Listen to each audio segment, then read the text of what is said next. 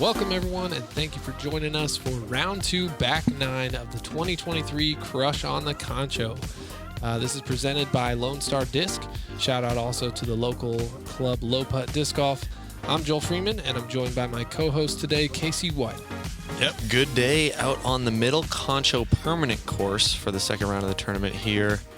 Joel, you started the day with a little bit of a lead. You're kind of hanging in there, making a good push in the front 9, and we got 9 holes left to play, and we're going to see how it plays out.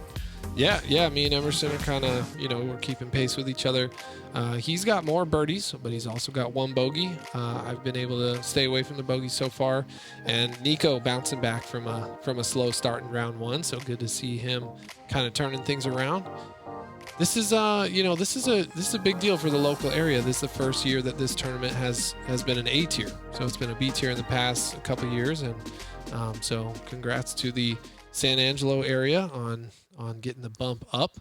You'd love to see it. Well deserved. Yeah, absolutely. Hole 10, pretty simple hole here. Yep, we got a 380-foot right-hand, backhand hyzer. There is a little bit of worriness to go long, but the green shapes up to be quite the catching hill, as I would say. Yeah, Emerson's got this one shaped up nicely. 1 skip. Slower disc. You're going with a Firebird here, I believe. Yep, just wide and high. Let the disc do its thing. So yeah, we saw Emerson try more of that straighter approach. You're going for basically the all-air shot. Yeah, just spiking it in there. And yeah, I was happy with that one. Of course. They've cleaned this green up. There used to be like a lot of cactus on on the left. Now there's a little more space to work with. Blake, we haven't seen him throw many backhands, but starting out this back 9 with a really nice backhand. That one's pretty good. Yeah. So can you make it 4 for 4? I'm letting that one go inside early. Oh, and not the skip you were looking for either. Found the out of bounds. Wow. Now I'm in a really, really weird spot with some thorns and like uphill. Oh, footing. what a putt. That was to stay bogey free on the tournament. That's awesome. That's such a good recovery there. Unfortunate to find the OB line there. I feel like it's not common to see the OB in Unfortunate to see your 3 card mates put it pretty damn close and then find yourself out of bounds. For sure. But definitely happy to knock that one down. Yeah, great save and a good backhand birdie from Blake. So for those of you who are not familiar, a lot of you probably saw him rocking those forehands on the front 9, but Blake is a power forehand thrower and, got a pitch putt style. This one is, almost the same hole, just like slightly shorter. Almost the same hole. I would say a little bit more difficult because these reeds have grown up over the years and now the basket is basically blind. So we have OB on the left, but we have to trust the angle and the height and just basically trust our practice. Yeah, great shot from Emerson. Yeah, I guess it's less fair to say it's the same hole and more of like you can throw almost the same shot. Same disc, yeah. Yeah. I went gator here just because I didn't want to go long, and I just yanked it. Well, you didn't go long. I accomplished my goal. I did not go long. But yeah, no, not thrilled with that. No harm done, though. It'll just be a likely up and down for a 3. Blake choosing the thumber. Yeah, Blake's got a great overhand. I feel like the number one downside to the overhand is those kind of unpredictable ground reaction. Of course. Yeah. What are you throwing here? This is a PD, a little bit slower than the previous hole. Better wind, I felt like. Giving it maybe a slight kind of ace run and backside of the green. Yep, just threw it a little too straight. Yep. So I'm trying to give this a thought of running, but just didn't really come out of my hand right. Yeah, kind of grip locked it a little bit. Blake's going to give this one a little jumper. Yeah. Love it. He made that look easy. Of course. I love how casual Blake's putt looks. He just puts his feet together and does the little, both feet up in the air at the same time putt. Yeah. Okay, what were you thinking about on that putt? Well, there's a dead beaver behind me to the left, and I started to set up my putt, and I could not believe the smell that I was experiencing. And then I go, does anybody else smell that? And I look and see a dead beaver 15 feet to my left. And I was like, wow, this is unbearable. So honestly, the fact that I even drew metal on that putt was like, whatever about it. You can see it behind the tree there. I think that's the appropriate word. That was the word that came to my mind, was unbearable. That thing stunk. It was bad. All right, so hole 12. This is one of the tougher holes out here. I feel like on this course there are maybe 5 to 6 holes that kind of stick out as kind of that next level of difficulty, whereas the rest of the course is a little more simple. Yep. Yeah, this is one of those tougher ones, 400 feet, and just play it however you want to. So common plays are going to be just dead straight, and then other options, you could try to kind of like throw a little more of a hyzer. This is such a such a smart shot from Emerson. He doesn't put it on the width of the way you usually see the hyzer line being thrown, but he puts it just inside the trees there, gets the skip, and finds himself putting for birdie. Yeah, I loved that decision by him. He put it on this line that gave no fear of hitting a tree, and yet was this nice, safe kind of hyzer line. There is OB on the left, but that was never a thought for him. I'm trying to like kind of do a stall hyzer play, and I just didn't quite get the power behind it. Yeah, you need it to sit. Yeah, it does. Just happy to stay in bounds there. Happy not to get the skip towards the road. So I feel like I throw this hole, including the last two, similar angle and power, just different disc. Oh, okay. And I thought that this kick actually harmed my shot, but I'm parked. That was a bizarre reaction from the tree branch, but great result. Yeah, it just kind of kept me straight. So I got a tester right at circle's edge.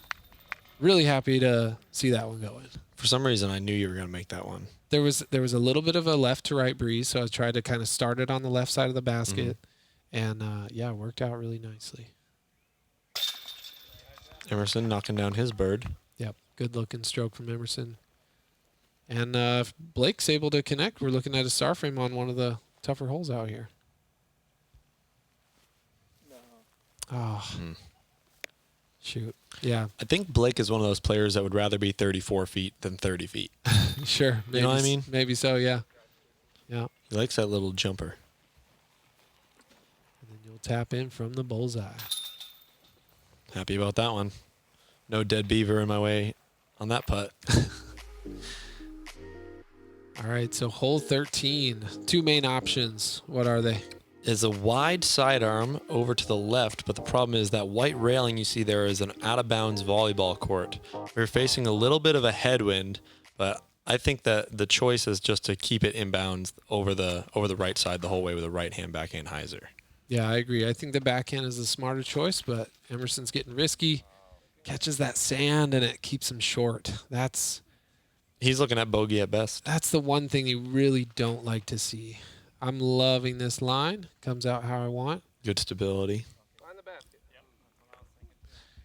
And that was a very strange, like... You hit both rails.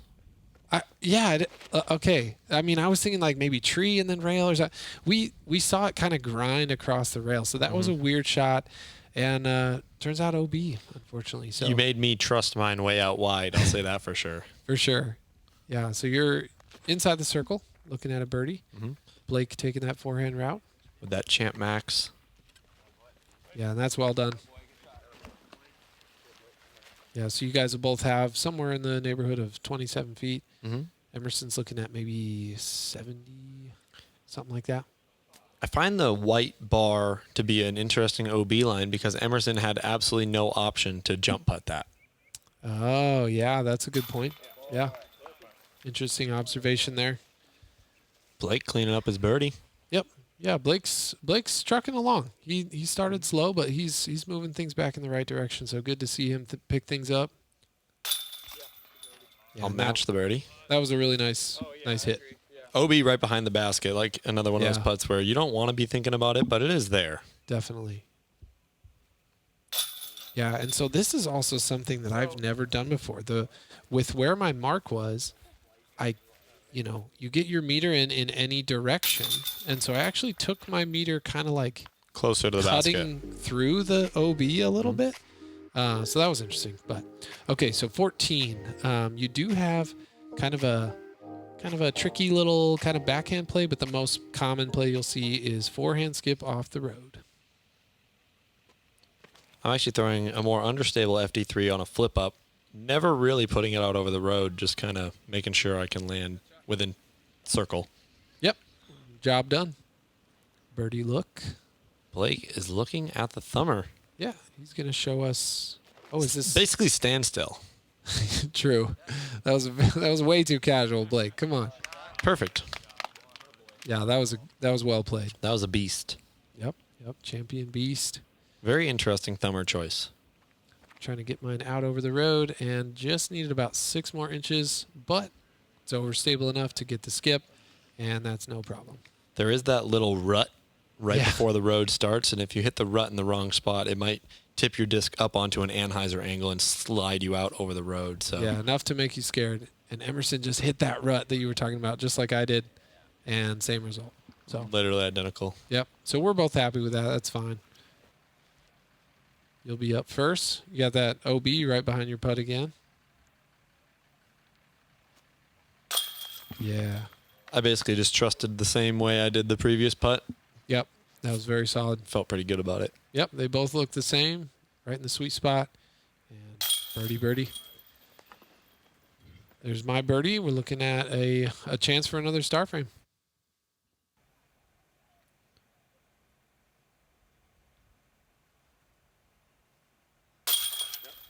Never a doubt. Yeah, and so coming up on these last 4 holes, 3 out of the 4 of them are 3 out of the 4 hardest holes on the course. So you really finish with a couple of bruisers coming up. So it's nice to collect 14 heading towards that finishing stretch. So job well done by everybody here. Talk about options on 15. 15 is kind of a weird one where there are multiple gaps and you can basically see all of them, but none of them have a fully clear way the entire way. You have to move the disc in one way to make sure that you don't tag a tree. And the option I like is basically the dead straight distance driver. I'll just throw it as far as I can. Yeah, no, that's well said. I feel like you can get a nice, fair 330. And then once you get kind of to that, somewhere in the 320, 340 mark, then you're gambling a little bit. That was a sick shot, Casey. That's as far as I could have thrown it on this hole. You blasted that thing. Yeah, that's as good a shot as you're going to see on this hole. That was full flex, backhand. And Blake, this is such a cool line. I've never seen this line before, and this is sick. The most overstable stiletto I've ever seen. Chopping it over the out of bounds. He just landed right next to yours with the sidearm. That was one of the coolest shots I think I've ever seen. I don't think it's the fact that he threw a sidearm almost as far as my drive that impresses me. It's the fact that he threw a disc that overstable. Yeah. To where I threw my farthest flying disc. Yes. No, I totally hear you. I loved mine. Great release, great angle, great power and everything, but just barely clipped a tree. Emerson's kind of similar. Yeah, Emerson's hit late enough that he's still liking that. I've got a little techie flex. You got a Blake here. line. Yeah, exactly. And I got it a little high, but works its way up there, dodges the trees, and I'm in birdie territory, so I'm happy. Emerson, this is the first time we've seen him throw the harpoon. And I have to say, I was shocked that he didn't put that at least inside the circle. Yeah, that's a disappointing moment for Emerson. You kind of see that on this hole for some reason. Like those upshots look easy, and then you let them out of your hand, and suddenly you're at circle's edge. Easy to do on this hole for some reason, but yeah, you see all of us not quite on point with these upshots. But the 3 of us still have very fair, makeable efforts. Emerson never quite getting that one over the cage.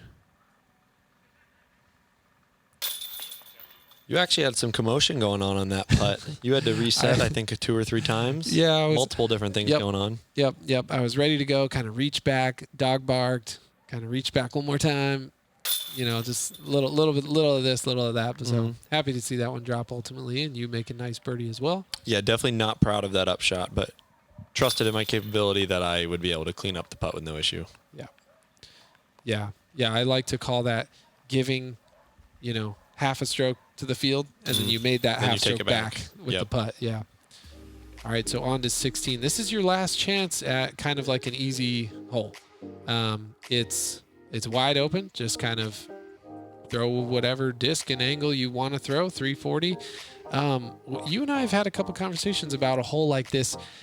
They're like strangely difficult to like judge perception, and then like the putting green is weird. Talk a little bit about what it feels like to throw to such a wide open basket like that. It's just a shot that, like, if you haven't thrown it before, you feel like you could throw anything from a 12 speed to a 5 speed. You just really don't know until you see yourself throw it and then find out how far you need it to go. And I was commenting on Blake's shot. That forehand makes a lot of sense. I've just never seen anyone do it before, so that was cool to see him go that way. The right-hand side truly just has 0 trees, so like even though it'd be really easy to throw a sidearm over those trees, it's just like, why would you throw where there are objects where on the right side there aren't? Yep, well said. So yeah, you and Blake both with really nice shots so far. I'm trying to just power up on a Gator 3, and pushes straight, liking the line. Little short, but no problem. 23 feet. See if Emerson can make it 4 for 4 on circle 1 hits. That's on a really nice line. Just needs a skip. Beautiful. What a shot. Yep. Yeah, showing the people how hole 16 should be played. And see if we can all convert on the putts. Little right side, but yeah, not a worry though. Good enough. That'll move me to 24 under. Wow. So I've got 11 under on the round. Yeah, I got a chance to match that 13 that I was able to shoot yesterday. Blake with a nice birdie. And Blake and Emerson are tied at this point. So that's cool to see because, Emerson started really well. Blake started pretty slow, so cool to see Blake turn things around. And yeah. Looks like we're all shaping up to have solid rounds here.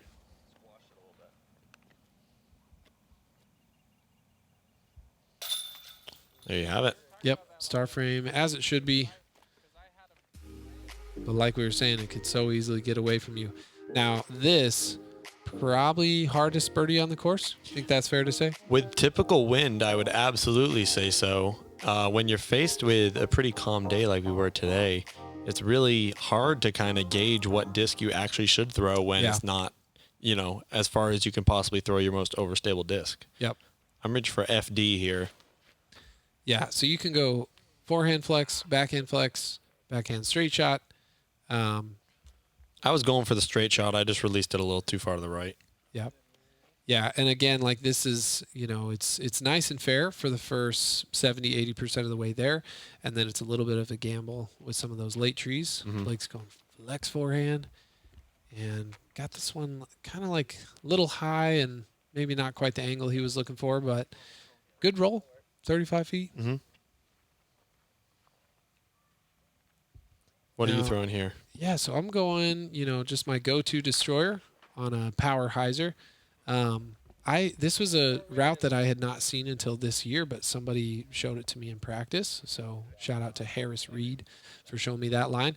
It's a wide open entry to the green. So, you're totally right. I wish I would have practiced it. Yeah. Loving that shot and another birdie opportunity for me. So happy. And I think Emerson is looking to copy that. That he is.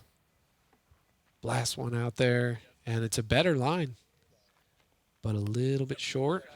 Not bad. Circle's edge. So let's see who can make their putt. My shot first. Is this tree changing your stroke a little bit?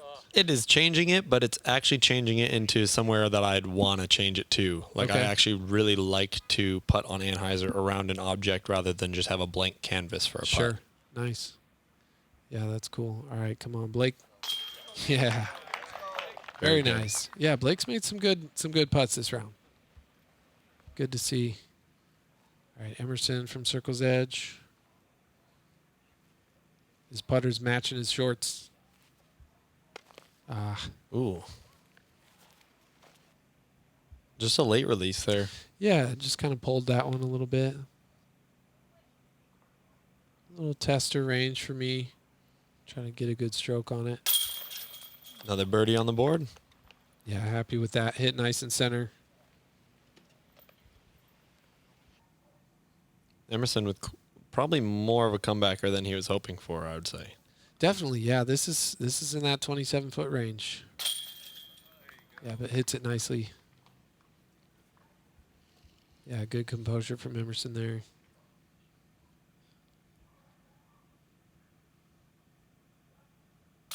And I mean, I guess we haven't talked about it much, but this is another very calm day. 2 days in a row, we've just played calm West Texas golf. It's quite unbelievable, actually. It's a rare sight, but hole 18. So what we've got, most popular options are low backhand roller, high backhand sky Annie, or a forehand that pushes straight towards the road and then hyzers in. Yeah, the power hyzer forehand is definitely probably the most consistent play.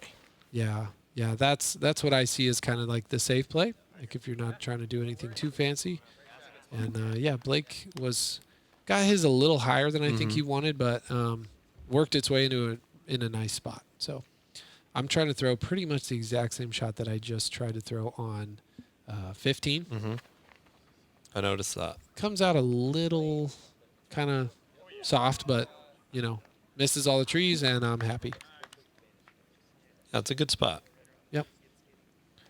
Yeah, this is another one of those holes where as long as your drive doesn't make contact with any trees, you're probably going to have a good opportunity for birdie, and you're lining up the roller. Yeah, I'm trying to lay down the quick roller with the CD3. Yeah, I like it.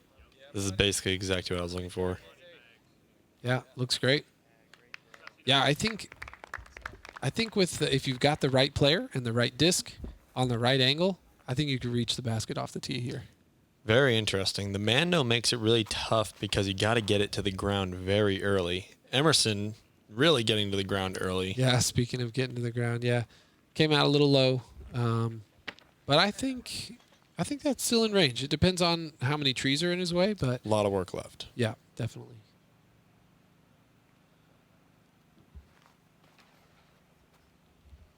He hit his gap. Yeah, ducks under that branch. This is looking great. Wow. That's a great recovery to have a birdie opportunity. It's almost like getting up to the basket from the drop zone if you miss the Mando. Definitely, yeah. Yeah, very solid shot from Emerson. Blake tugs on this backhand a little bit. But Splits the trees. Yep, gets through. Solid. Nice. So, yeah, Blake will have a tester for his birdie as well. You're going a little flexi play? Yeah, I had a lot of options, but I didn't like most of them. I tried to go for the anti-flex with the MD5, but I just didn't really like the tree that was right in front of me. I was really, really focused on not hitting the tree right in front of me. So just put it in play and made sure that I didn't make a big mistake. I was interested to watch my footwork on this shot. I kind of stepped right in a hole with my back foot. But all things considered, turned out all right. So I've got a little 28-foot opportunity to cap off my round with a birdie. You got a little hyzer putt going on here. I like these looks too. Oh man, that looked good out of the hand. If I would have committed a little more to actually going all out, make it. Yeah. Probably think I would have had it dead center. All right, and Emerson, this would be a sweet birdie from all the way back there. Yeah, pretty incredible. No doubter. That was dead center. Really nice way to cap off the round for Emerson. You got Blake to finish with a birdie. See if he can move to 20. Leaving it a little bit low.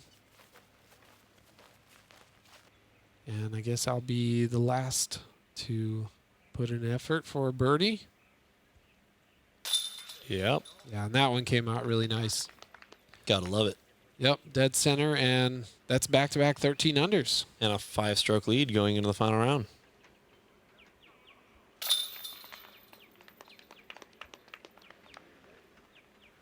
Yeah, so some solid scores. A lot of scores kind of in that 9 to, double digits range. I mean, the worst score on lead card was 9 under. That's pretty good. Yeah, that's awesome.